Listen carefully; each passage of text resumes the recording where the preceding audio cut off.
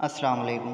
Saudi अरब की एक और ताज़ा तरीन खबर सामने आई है। सऊदीया में 28 लाख रियाल का फ्रॉड करने वाले 10 गैर मुल्की। मक्का मुकरमा पुलिस ने 31 कार्रवाइयों में लोगों को बेवकूफ़ बनाकर 28 लाख रियाल का फ्रॉड करने वाले 10 गैर मुल्कियों को गिरफ्तार किया है। सऊदीया न्यूज़ के मुताबिक मक्का मुकरमा पुलिस ने कहा है कि गिरफ्तार शुदगान पाकिस्तानी तारकीन हैं। पुलिस ने कहा है कि मज़कूरा गिरोह ने मुतासरा अफराद को धोखा देकर जाली सोने के बिस्किट फरोख्त किए हैं।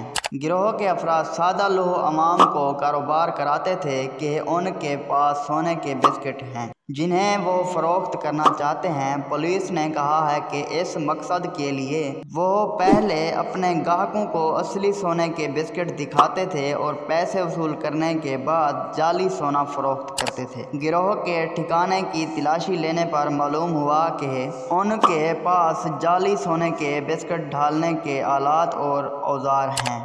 अगर आज की वीडियो अच्छी लगी हो तो मेरे वीडियो को लाइक कर दें और ऐसी मज़ीद खबरें सुनने के लिए मेरे चैनल को सब्सक्राइब कर दें और बेल आइकॉन को प्रेस करके ऑल नोटिफिकेशन पर सिलेक्ट कर दें।